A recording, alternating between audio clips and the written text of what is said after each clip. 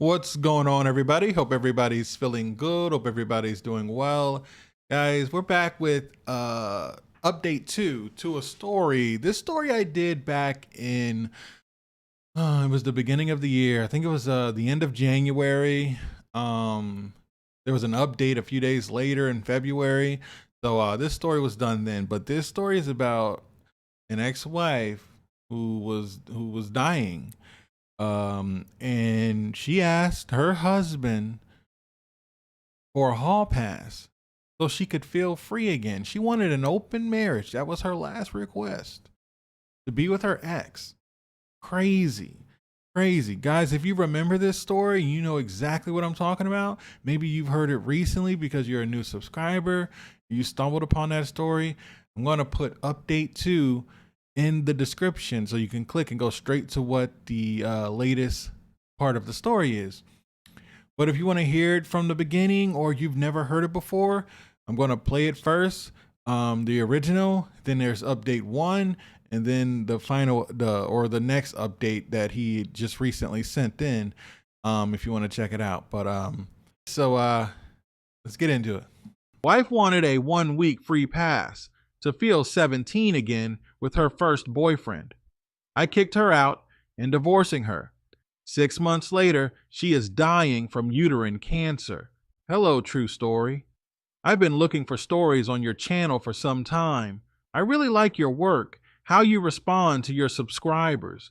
It is always fair and honest. No sugarcoating, no complacence.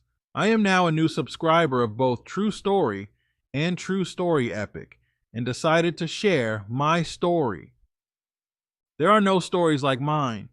I don't think anyone can help me or can give me any advice, but just sharing it will help me. And if it could help someone with a similar problem, it will be something positive. Sorry for the long post. Feel free to edit if you think it is too long. A little bit of background. Both me and my wife are 43. I still call her my wife. We are in the divorce process, but are still technically married. We have been married for 14 years and have no kids. I am Ryan. Her name is Charlene, but I've always called her Charlie, our real names. We initially dated for 7 months in high school when we were 17. I was a confident young man, being in the wrestling team and all, but with the girls, I couldn't put two words together like an idiot, or like most 17 years old boys. So, she was the one flirting with me.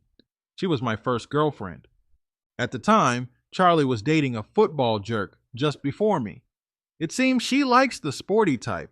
It was only for about 2 months, and she broke up with him for me. He didn't take it well and was trying to win her back. On the last day of school, before the Christmas break, my high school was giving a party in the gymnasium. I was talking with a buddy when I saw that Charlie's ex-boyfriend was a little too close to her. She was doing nothing to push him away and gave no sign of being uncomfortable. I immediately put myself between them, pushing him away. I looked in his eyes and said, "Excuse me, but that's my girl." About half an hour later, I was returning with some iced tea for me and my girl, and there he was again, with his hand on her shoulder. It was clear that he was waiting for me to be temporarily away to make a move on my girl. I grabbed the small finger of the hand on my girl's shoulder and pulled it hard, almost breaking it. I let it go only when he started to scream. He was furious but instantly calmed down when he saw my face. I was ready to beat him to a pulp at the slightest provocation, and he knew that I would have done it. He shouted, "Are you crazy? The playoffs will start next Saturday. I will need both hands." "Touch my girlfriend again and I will break both arms," I responded. Charlie looked at me and said in a crying voice, "Are you crazy?" I took Charlie by the hand and we went outside. She started with, "What were you trying to do? I could have died of embarrassment." I stopped her and said in a slow and low voice, "If I ever find you with a guy touching you, we are done." "What?" she responded. "Is it some kind of joke? What do you want to prove? We weren't doing anything." "Yes, you were doing something," I responded. "It is called testing the waters. It starts with getting closer to a girl. If she doesn't say anything and seems to enjoy your presence, you can move closer, Touch her innocently and put your hand on her shoulder. If she still doesn't say anything, the next move will be more daring, and so on. I told her that it is her responsibility to keep the other boys at bay. If she loves me as her boyfriend and values our relationship, she must take an active role in working to improve and protect our relationship. She was not okay with that, saying that I could not just beat people for being too close to her. I responded that I did not beat him and that she's twisting what I said. All you had to do when he put his hand on your shoulder was take a step back or gently remove his hand. If you had done this, I should not have taken action. We argued for the next half hour. It was not the first time we had that kind of argument. The last one was 2 weeks prior. She wanted to go to a party out of town, joyriding with a bunch of her girlfriends. I told her that when you are in a meaningful relationship, you don't go to this kind of party without your boyfriend. We had a very hard discussion. She finally didn't go, but her attitude changed after that. We were arguing and arguing. I finally said, "Fine, have it your way then. You're free now," and I just left. She went after me, crying my name, asking me to come back. I didn't turn back. I had enough of her saying that I am insecure, did not trust her, and that I'm too controlling. I started to walk home with a mix of emotions. I was sad, but mostly angry. When I arrived home, I realized that I left without the car. My parents were there waiting for me. They knew what happened. Charlie's parents had phoned them earlier. My mother was furious with me for leaving my girlfriend stranded at the party and coming home without the car, her car. My father said gently to my mom to calm down. He's going to walk back with me to bring her car and have a man-to-man talk with me. It's about a 40 minutes walk from my house and my high school, and it was an awakening walk. My father and I talk and talk. We understand each other and share secrets. I told him what happened at the party, and he responded that I was 100% in the right. He told me that women don't value love like us men. They see us as providers, good husbands, good fathers, and potential good earners. Men only seek a woman that will love them. That's all they ask in a relationship. The rest will take place naturally, but love is the foundation. For the women, it is transactional. They search for the better deal without being in love, but can settle for less than what they want and eventually cheat. I was stunted by my father's statements. "How can you say that?" I fired back at him. "You and mom are happily married for 25 years. 23, he corrected and forgot about the happily. I froze and stopped walking. For me, my parents always were the symbol of a good marriage. He then added, "Son, I will tell you something that I haven't told anybody. Your mother cheated on me 15 years ago." I was stunted. It was like he had told me that we found life on the moon. I asked him why he didn't divorce her. He responded, "For you and your brother. You were just 2 and 4 and needed your mother. Initially, I threw her out and was searching for a lawyer. After 2 days, her parents came with her to our house with a postnuptial. She said that it was a mistake and will never do that again. She said that she loves me and will now be the best wife a man could dream of." We started to date for 2 weeks, just to see if we can reignite something and resume the marriage soon after. I came to the conclusion that I better get over it, that it will be beneficial in the long run, better than being a single father, better than having to split assets. I certainly did not love her like before, but I can be comfortable in the relationship, having a mother for my children, someone to take care of the house, and have some intimate moments at least 2 or 3 times a week. My father said that he was a lot better in the marriage after that. My mother didn't argue with him anymore. She didn't have any hold on him. He was free to do as he pleased, fishing weekend with buddies, personal spending, and she didn't ever refuse him in the bedroom. In fact, she was the one to initiate 75% of the time. My father said that life with my mother is nice and comfortable, but he had no real attachment or love for her. That was a lot for the 17-year-old I was to process. I did not find anything to say. I finally asked if me and my brother are his real sons. He reassured me. Look at you, me and your brother, we have the same looks, same bone structure, the same height, the same muscular frame, similar faces. You are my biological sons, but even if you were not, you would still be my sons. I loved you and raised you, watching you becoming men. Nobody can take that from me. A little bit of advice, son. You are a good catch for any girl. You are handsome, tall, athletic, and intelligent. I am a radiologist and hope that you will be one also. So, on top of all those qualities, you will have a superior income. Girls will be crawling at your feet. Don't get seriously involved with anyone, especially the pretty party girl. Choose wisely. Charlie was waiting with her parents near my mother's car when we arrived. She tried to talk to me, but I said that I just needed space to clear my head. Something changed in me.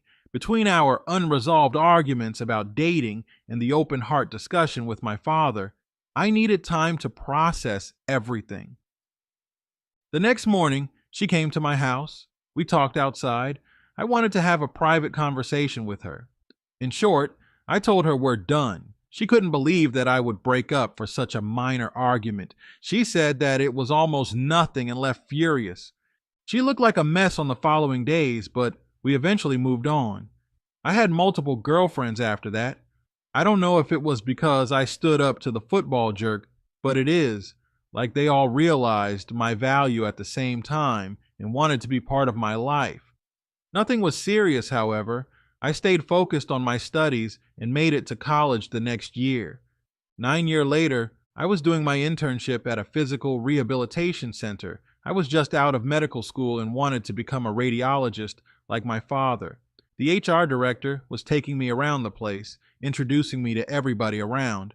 I was proud, excited, and thrilled at the same time. And guess who was one of the lead physiotherapists? Yep, it was Charlie. Saying she was happy to see me is an understatement. As soon as I passed the door, I heard a loud "Ryan!" Just have the time to turn in the direction of the voice, and she is hugging me in front of everyone, talking like we were still close. It was embarrassing. At lunch, she came looking for me, and we caught up on the last 9 years. She then told me that she didn't have the chance to say it to me, but she always loved me and felt that I was the one that got away. I was more the one you pushed away instead, I replied, halfway joking. Seeing her reaction, I knew I hurt her, and I regretted saying that. I apologized and we made peace. We eventually became friends, reconnected, and started dating just before the end of my internship. Since I would not be working with her anymore in the next month, ethically it was not questionable. We got married 18 months later. I was in my second year of residency. Charlie was pretty as a teenager, but now at 27, she blossomed into a finer woman. She didn't use her beauty. She was knowledgeable in her field and very professional. And I noticed that she was all business, no flirtations, no small talk with men. I noticed these changes in her before starting a relationship, so they were a genuine reflection of her true self, not something she wanted to project for me. We talk a lot, being only friends before being in a relationship. We knew everything there is to know about the other. We knew what we wanted in life and in a partner. One day I told her about my mother, about my father's choice to keep her. I make the emphasis that I don't want a life like that, and if there is the slightest indication of infidelity, it is over. Even if we have 10 kids, I will not stay. It will be over. She told me that it didn't scare her at all. She always knew I was like that, especially after our confrontation 9 years ago. She told me that I was right. It should have been her job to push the guy back, but she also told me that I was unforgiving and didn't give her a chance. She was only 17 and had no experience in the matter. I told her that I was 17 also, with no more experience than her, and was deeply hurt by my parents' story. I was not able to see clearly. We will be all right, she told me. More than all right. We will have a great life. And she kissed me. It was on the first day of our new beginning. Everything was perfect after that. We were the perfect match. 1 year into my residency, I proposed to her at her parents' house with mother, father, and brother present. Life was perfect. But a month later, Charlie had a car accident. She was hit on the driver's side by a fast moving truck. Luckily, it was near the back of the car. If it was in the middle or in the front, she would have died on the spot. She lost the feeling of her left hand and had only 40% movement in the arm. She also had internal injuries. Pelvis and reproductive system were affected. The prognosis was brutal. She could not give birth and will have years in rehab to regain the capacity to work. I was quietly crying at her bedside in the hospital, thinking that she was asleep. She told me in a sweet voice that it's okay, just a big step back, but we are still going to have a great life. I told her that she may not be able to work anymore and that we will never have children. She then responded, "Ryan, look at me." I looked at her, still silently crying. She had determination in her eyes and spoke, "Ryan, I got your back. Do what you have to do to become successful, to earn us a great future. I will take care of the rest. I will be by your side and help you become the man you are supposed to become. Even if I can't work anymore, I will always be by your side and will always be there for you. Don't worry about any house chores. I will have that covered." At that moment, I was so overfilling with love for her, I could have died from too much emotion. I cannot believe her strength, determination, and beauty. I have to be worthy of her. We got married as we had planned the year after. I was in my last year of residency. She was in rehabilitation and not working, but we were happy. The determination Charlie displayed on her hospital bed was more than an inspiration for me. It was like she was using the accident to become a greater person. Like she had said, she took care of everything: the meals, the house chores, the management of our finances, the maintenance of the house, and the most important thing, her rehabilitation. She was able to return to work a few months after our marriage, not as a lead physiotherapist like before, but as an executive advisor. Our marriage was perfect. Our love seems endless. We never argue, have similar goals, have good intimacy, and no money problem.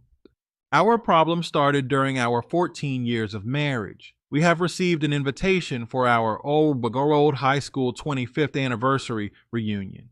We were happy to reconnect with old friends. We often went to our hometown to visit our parents, but we rarely see anyone from our past. The night of the reunion started fine. We were having fun. We saw a lot of old friends, mingled a lot, and caught up on lost time. She found a group of old girlfriends of hers, and they literally snatched her at my hands. At first, I found them cute. They were overjoyed to have found themselves and were acting silly like teenage girls. But after some time, I was not okay seeing my wife acting like 17 years old with her high school friends. And then Charlie's high school ex-boyfriend shows up. The same jerk as 25 years ago, same smug look. All the girls went crazy like a bunch of cheerleaders. They were all over him, hugging him, asking questions, and when he said that he is not married, all women went, "Woo." I was standing there in silence, not part of the conversation, but my eyes never left the douchebag. He didn't talk to me or acknowledge my presence, but I can see that he was watching me from the corner of his eyes. It seems like he learned that he should not mess with me. Good. After 1 hour, he left rapidly, exchanged contact information, and gave everyone present, including me, his business card. He said that he is a sales representative for specialized office equipment, so feel free to reach out to him for business or personal matters. On the drive back home, I was quiet, but Charlie was still excited and caught in her teenage world. She talked a lot and was reporting to me all the gossip of the event. I didn't say anything. At the time, I didn't think it was a red flag. I just continued to drive and didn't really listen. The next day, most of her high school girlfriends reached out via email, and Charlie began to interact with them. The texting and emails increased over the next 2 weeks, and Charlie was still in her teenage vibe. I told her that I am concerned. Her old high school friends seem to have a bad influence over her. She's becoming an old version of herself, a version I really don't like. She brushes it off, saying that she's not going to hang around with them. They all live a 2H drive from our home. She is not changing and is just happy to reconnect with them. That was a lie. She did change. 2 months into her new texting and email routine, she cut a lot on cooking, buying pre-cooked meals or takeout instead. The house chores she was willing to take alone are neglected, and my long hours become an issue now.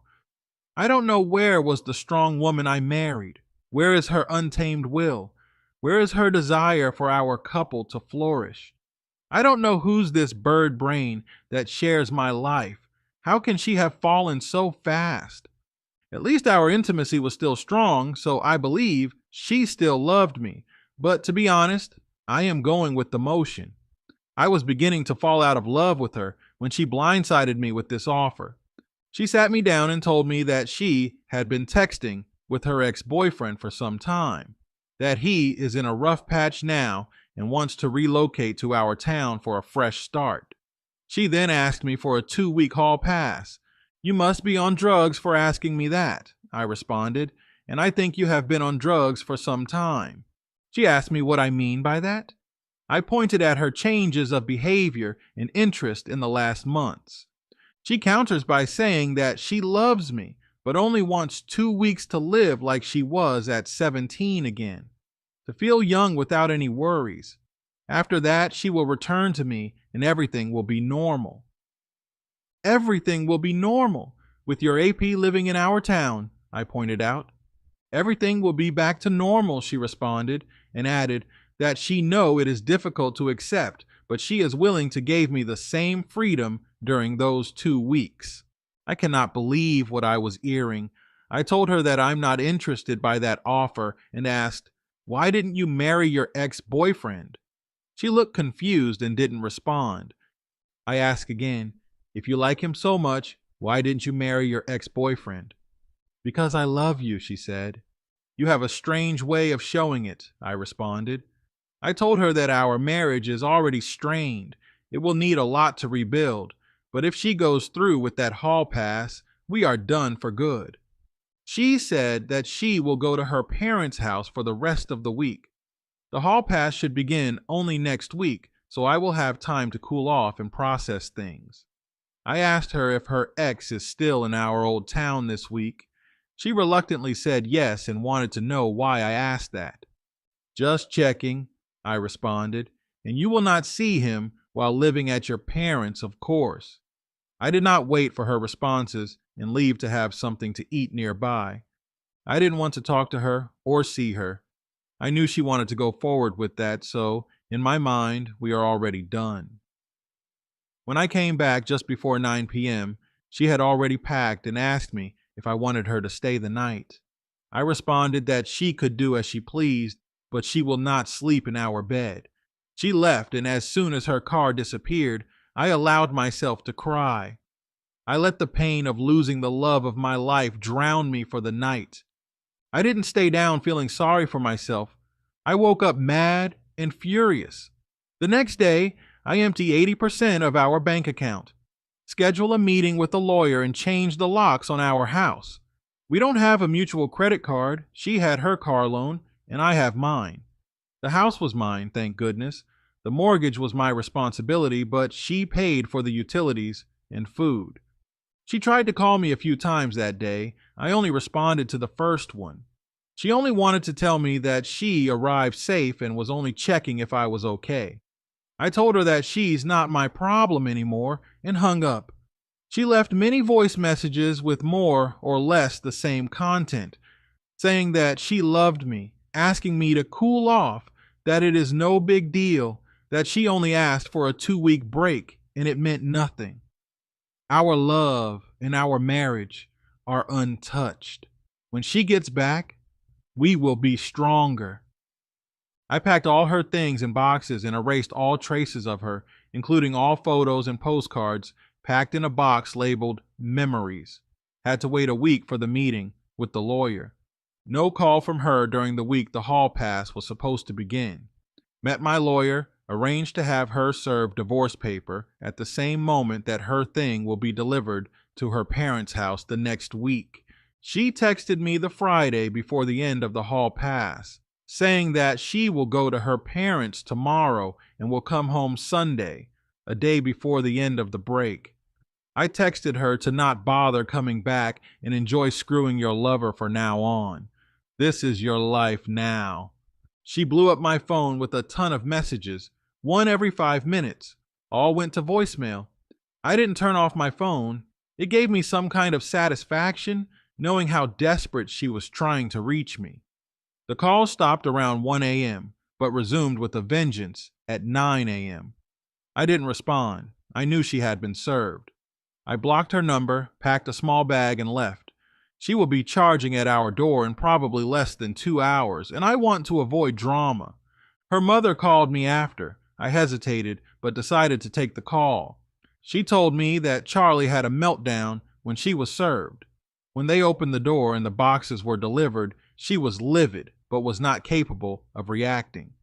But when the last box was delivered with divorce paper, she went ballistic, collapsing to the ground, crying, bawling, and hitting the floor. It was the box labeled Memories. I decided to make it special. I shredded all the pictures of us, including the pictures of our wedding, but left the frames for her to immediately know what the shredded pieces were. The divorce papers were in that box, with my wedding band stuck on the top of the envelope. Her mother told me that she started to cry the moment she saw the envelope, but had a real meltdown when she realized that my wedding band was there and all our pictures were destroyed.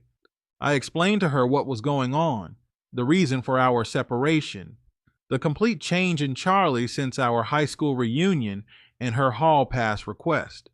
She told me that we loved each other. We have a strong marriage. We certainly could find a way to repair things. No, it's beyond repair, I responded. She already screwed her high school ex. You don't know for sure, just hear her out, she pleaded. She forced open our marriage to have a 2-week hall pass with him. It was not to only have long discussions. She told me to take some time to think carefully and not make any move I will regret. About 4 months later, the divorce was stalling. Charlie was fighting tooth and nail every procedure to make the process drag, not showing at some meeting, asking for delay just before a hearing, asking for reschedule at a new location, etc. We eventually had our first hearing. She cried in front of the judge, saying she loved me, that she just wanted a chance at counseling to show me her love and save our marriage.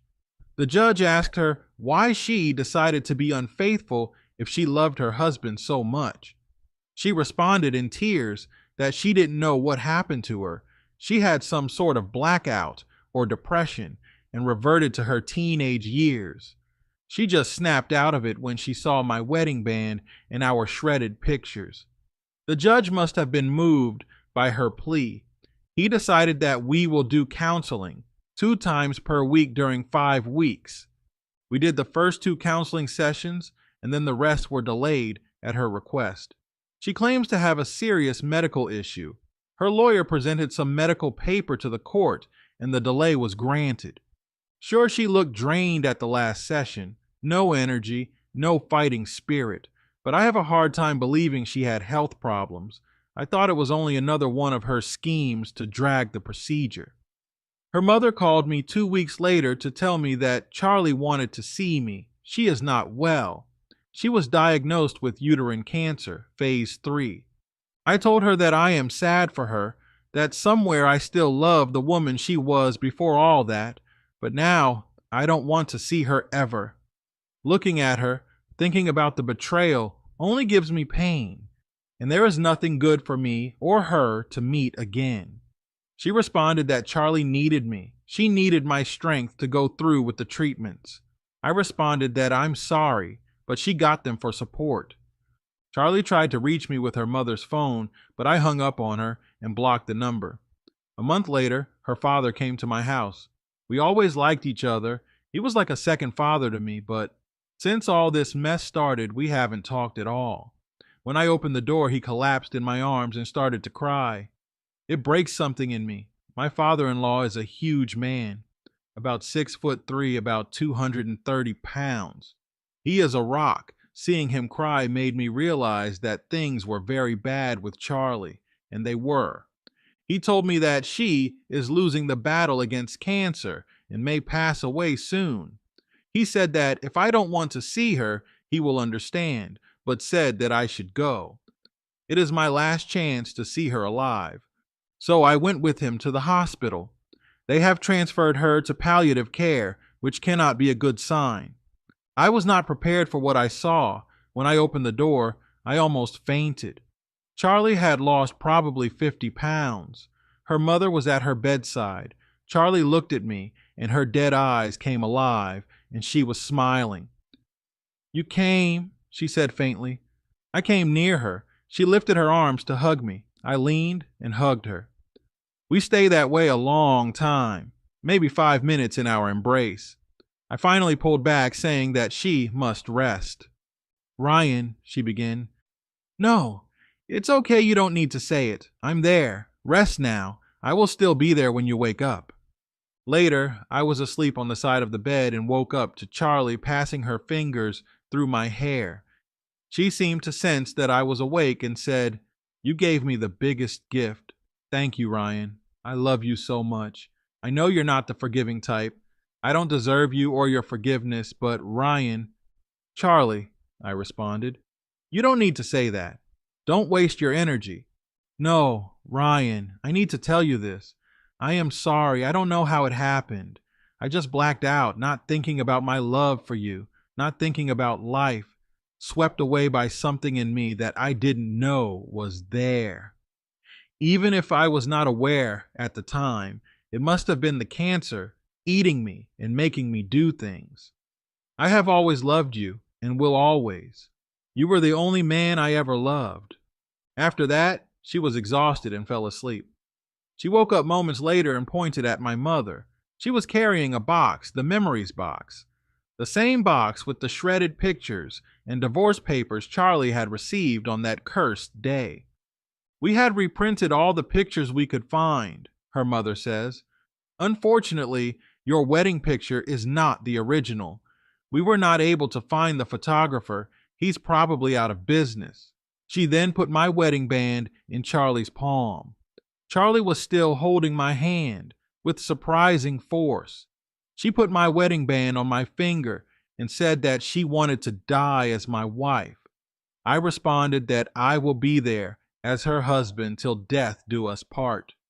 I stood by her with her parents. We alternate watching at her bedside. She didn't have many lucid moments, a 5 minutes flash here and there and a couple hours of sleep. She seemed serene, almost happy. I was here for the last 10 days waiting for the inevitable. She can pass any moment now. I don't know if I ever hate her at some point. I certainly hated what she did and probably would not have talked to her ever again. But the terminal prognostic brought us back together in a certain way. I don't know if the cancer was making her do things or if she was aware of her choice. I would like to believe it did. I cannot accept that she was herself when she reverted to her teenage ways. She was so strong, had such determination. We had so much love. How can it all be shattered with a high school reunion? I don't know how I feel about her. Sure, she is dying. I am sad and devastated. But did I still love her? Sadly, I cannot tell. She didn't ask me if I still loved her. Maybe she was afraid of the response. Maybe my presence was proof enough for her. Me? Look, man, OP, I get it. I get it. I don't think you're a monster. I don't think people will come in here and say, "Oh, he's such a monster. She's on her deathbed and she needs him." And look how she did him. You know what I mean? Like, look, it's like, Men get treated so bad. We get treated so bad. And we're supposed to just take it. We're supposed to just take it. You're a man. Suck it up. Be there for her. You know, I can see people in her family saying that. So, oh, dude, thanks for this email. I really appreciate it. Really, really good story. I wish you nothing but the best. Feel free to email whenever you want. Feel free to jump into the comments to answer any questions if anyone has any questions. If you want to update us on anything, feel free to do so. Update Charlene off Charlie. Original post. Wife wanted a week free pass to feel 17 again. 6 months later, she is dying from uterine cancer. Charlie passed away today at 5 a.m. When she passed away, there was no sign of Charlene. I am writing this update in the private room of the palliative care unit. They haven't come to carry her body yet. Charlie was the love of my life. She was beautiful, intelligent, and had a great sense of humor. She was hardworking, had determination, and was supportive of me. She loved me deeply. She was willing to sacrifice everything for our relationship. I was the luckiest man with Charlie. We were married for the last 14 years, minus 6 months. I hate Charlene. Charlene had never aged and will be forever 17. She is selfish, likes the attention of men, and has a bunch of following girlfriends like her. She didn't want any responsibilities. She didn't want to make plans for the future. She only wanted to party. Charlene was waiting inside of Charlie all these years, waiting to manifest, or maybe Charlie didn't exist. Maybe it was always Charlene, as along, faking to pass as Charlie, living a lie just to deceive me. I don't know how it is possible that Charlene and Charlie could be the same person. They are so different. The way they dress, the music they listen to, even their speech pattern is different. 2 different personalities. I don't know how you can fake being someone for years. I don't know if it's even possible to live with some values that are not yours for years. I have chosen to treat Charlene and Charlie as 2 different people. Charlie, I will always love the memories of our time together, and you will always be the love of my life. Charlene, I cannot describe how much I hated you. If it was possible to erase you, to obliterate your existence, to make you like you were never born, I would gladly do it. I am ashamed to have felt relief at her passing, not pain, not sadness, not even tears, just felt liberated, just felt like at last it is the end. I can move on. For those who call me simp, it is easy for you to pass judgment on someone's life from the comfort of your home. For you, it is a reality show. Me Tarzan, you Jane. You Jane betrayed me, Tarzan.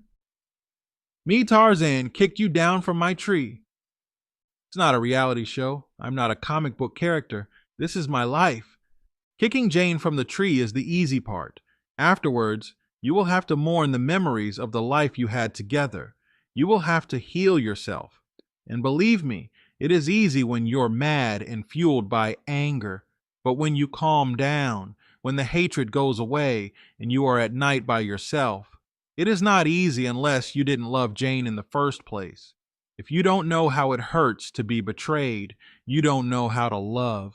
To love someone, you have to be vulnerable, and I love Charlie deeply. Of course, like Tarzan kicked Jane out of his tree, I have kicked Charlene out of my life, but it is not black and white. It is complicated. Honestly, I would never have talked to her again if she was not dying, and even then, I was not making a move toward her. I was too hurt by her action to forgive. When my father-in-law came to me, I knew it was near the end for her. I went to her bedside for the respect and love I had for my father-in-law and for the compassion for a dying woman I had once loved. And I am ashamed to admit it, but I knew it would not for long. I never told her that I forgive her. I never told her that I still loved her. I could not. It was not true. I was just there to help her in her final days. I accepted the wedding band, said that I will be with her till death do us part, only because I knew that death was around the corner. I was doing all that by compassion and in the name of our lost love, but it was good for me also. It was good to let go of my anger against her. It was good to let all my bad feelings go. But I also feel bad because I may have deceived her. I think she was at peace when she passed away. Goodbye, Charlie. I am glad to have been there for you on your final moment. Update 2. It was a freaking bucket list thing. Or not. Original post. Wife wanted a week free pass to feel 17 again. 6 months later, she is dying from uterine cancer. Hello. True, something new came up, and I have to come back to inform you and your subscribers. I owe you that for the support you gave me. Hope it could help someone to see the signs if something similar happens to them. In my last post, Charlie had just died. Her body was still warm when I was making the update, so my emotions were raw. I was writing to liberate myself and calm my emotions. I was relieved, sad, and mad at the same time. I didn't know how to process my feelings. Heck, I didn't know what I was feeling. The main reason was not her dying. It was because I could not comprehend how Charlie reversed to Charlene. I knew Charlie. She was strong and loving, with the determination of steel. There is no way it was just a facade, not with the loss of part of her mobility and loss of her fertility. Nobody can fake being that strong. She could not have played a role that long. Not with the trauma of her car accident. How could she change so drastically? That question haunted me for so long, and 2 of your subscribers came with the response. They both said that she probably knew she had cancer and was going after her first boyfriend as a bucket list thing. They were right on the money. Immediately after reading, I went through our home PC and her phone to confirm the fact. She knew she had cancer. She knew long before the high school reunion. I was shocked and angry after that. Not angry after the 2 subscribers, but after my now deceased wife. How could she have thrown our marriage to the dumpster on her last days on earth, just to F a man that doesn't give a crap about her? How could she die knowing that the last memory she will leave behind will be that of a cheating 304? She's been in a good, loving marriage for 15 years, being a faithful, loving wife and all, but she destroyed that for a freaking bucket list thing. The peace I have felt after her death is now gone. I was back at being angry, and it was more like blinded rage this time. It was more than a betrayal. All her actions were F up. She could have come to me when she was diagnosed. I would have supported her in her fight with cancer.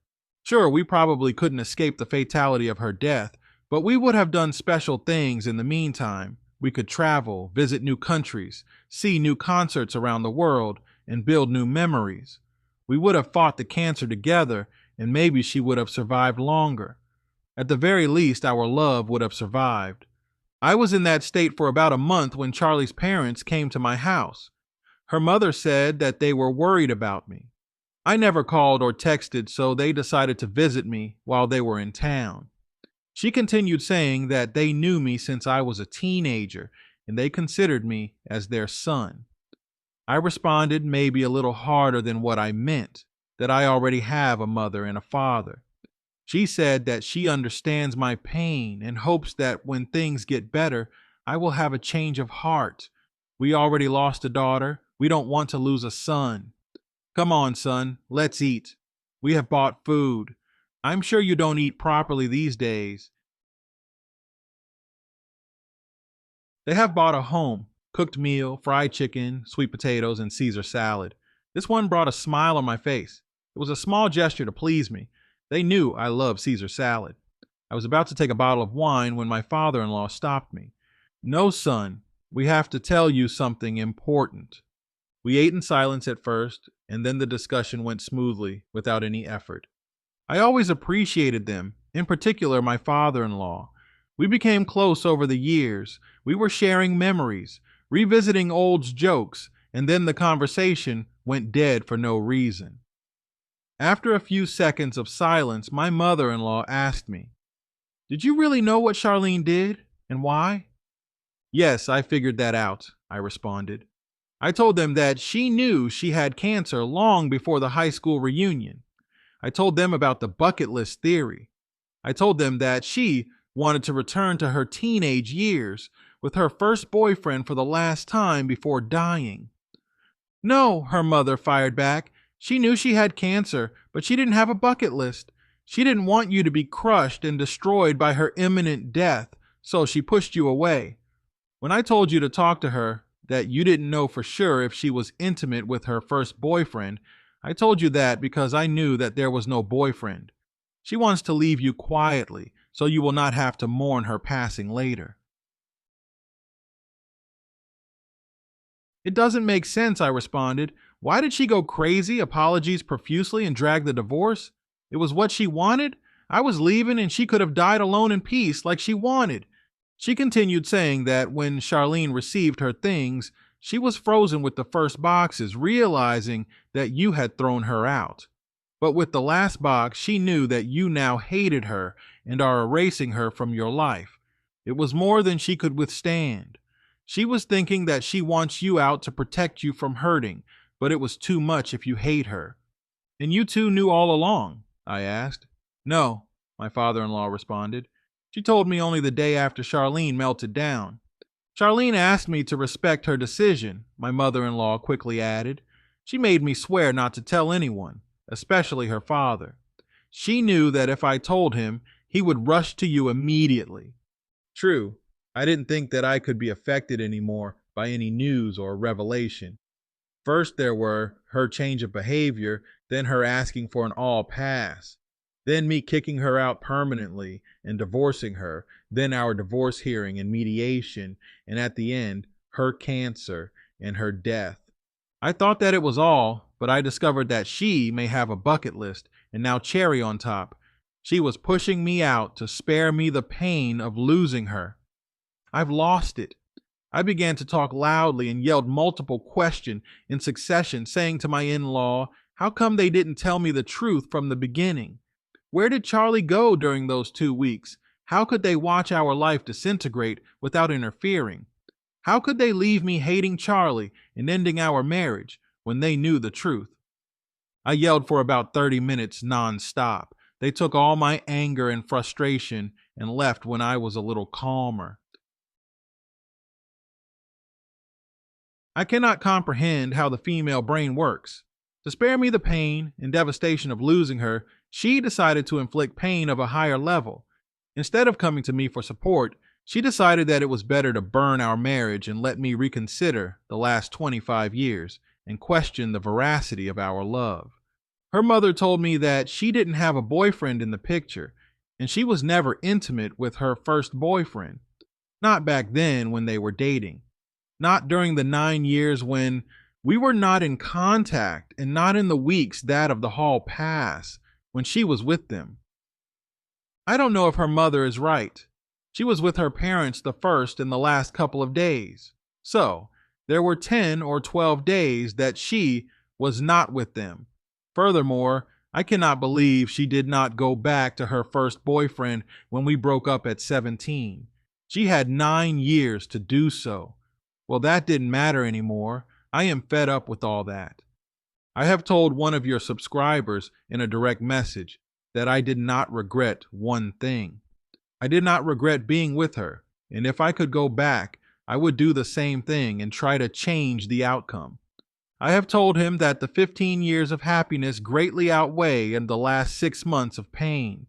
I have told him that I'm a man. I could manage tough love, but don't expect me not to fight back. If there is cheating in a relationship, take the hit. Just end things and move forward. You should not waste time and energy with hate and resentment, and it should not prevent you from going forward with your life or be afraid to start with a new love. You still need to believe. Yes, I have told him that 2 months ago. I believed that at that time, but now it is too much even for me. I don't want to take that kind of hit. We had true love and still we failed. I now stand by your side. True. Is it worth it? You always ask. Now I can say no, it is not. I'm out of the game.